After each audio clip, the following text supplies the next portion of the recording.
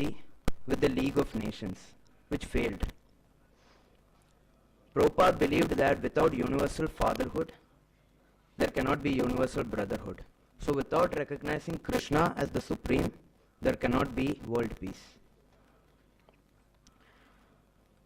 Prabhupada met a few youngsters who were interested in Prabhupada's lectures.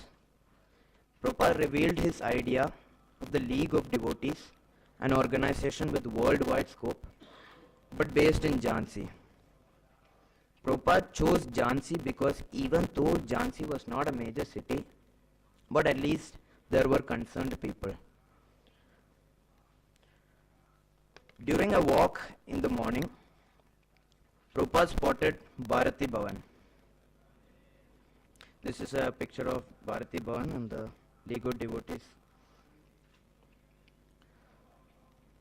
The entrance was marked with the words Radha Smarak, which translated to Radha Memorial.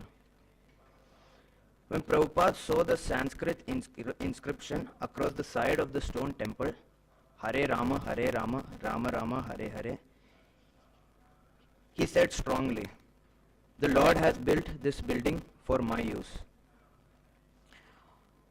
Most of the building was not in use except for a few rooms which were used by Dr. Prabhakar Mishra.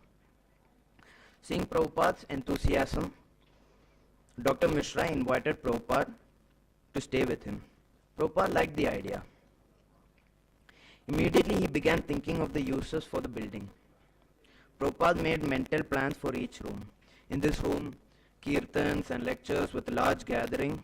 In this room, the deity of Lord Chaitanya Mahaprabhu. In these rooms, resident brahmacharis and sannyasis, guests here, an office there, printing press here, and so on. So with the help of some of the youngsters, Prabhupada managed to convince the agent, Mr. Bayal, to let him use the facilities for his League of Devotees as long as he liked. During December and January, Prabhupada prepared a League of Devotees charter. The charter set forward a probationary period for prospective members.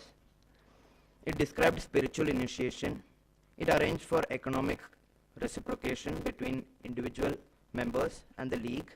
It arranged for private lodgings for preachers, and it defined prohibited activities. To establish his League, Prabhupada required a memorandum of association. He obtained the necessary signatures and then took a train to Lucknow, and on February 4th filed his application. He then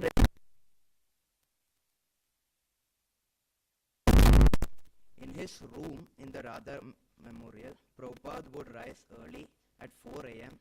and arouse his young neighbor, Prabhakar Mishra. This was the schedule of Prabhupada every day. 4 a.m. Prabhupada would rise and arouse Dr. Prabhakar Mishra. 4 to 5 a.m. Prabhupada would write. 5 a.m. he would walk around the Antia Tal area. 5:30 to 7 a.m. bathing and chanting Hare Krishna on beads.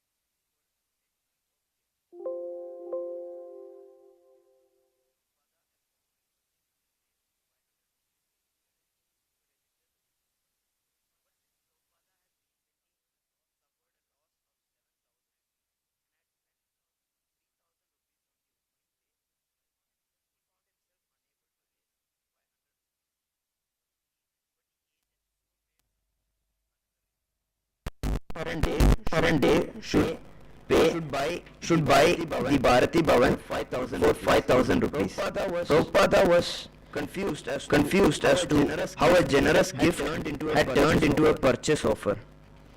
Prabhupada worried, not knowing what the landlord would do next. Later, Prabhupada met with some competition for the possession of the Radha Memorial. The governor's wife, Lilamrta Munshi, had opened several branches of the Mahila Samiti Sangha, a society that aimed at socially uplifting women by teaching them secretarial skills and English. She wanted to open one of her centers in Jhansi, and she thought the Bharati Bhavan to be the perfect place for it. She tried to use her influential status to pressure the agent Mr. Bayal to persuade Prabhupada to relinquish his claim on the Bharati Bhavan. Prabhupada tried to cooperate with the governor's wife to make them understand the importance of the league. Prabhupada thought of turning to some of his sannyasi godbrothers for help. But most of them were not interested. And then Prabhupada met Keshava Maharaja, who was another godbrother who was in Madura with a group of disciples to establish a center, but had not yet located a suitable place. So when Prabhupada told him about Jhansi, he was interested.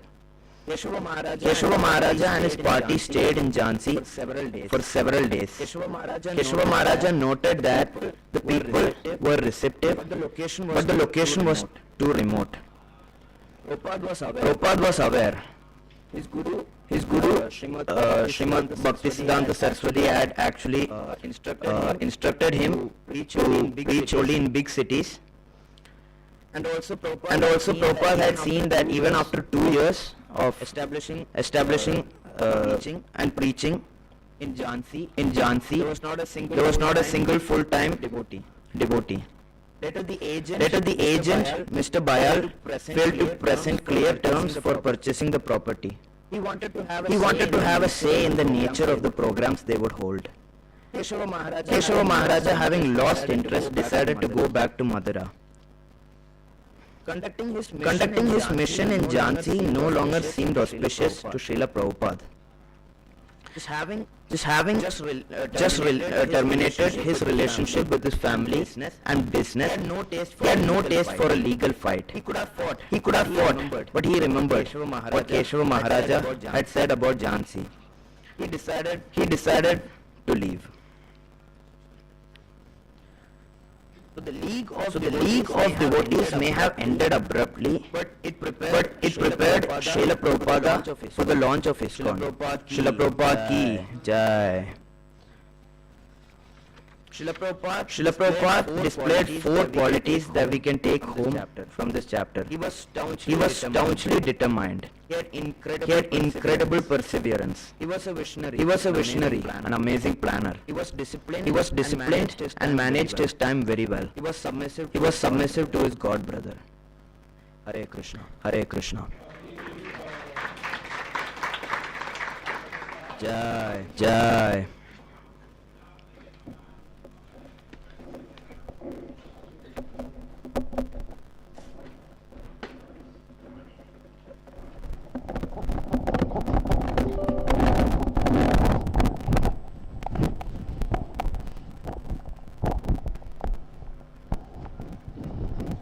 Hare Krishna, so we thank Srila by chanting and by Hare Krishna Mahamantra.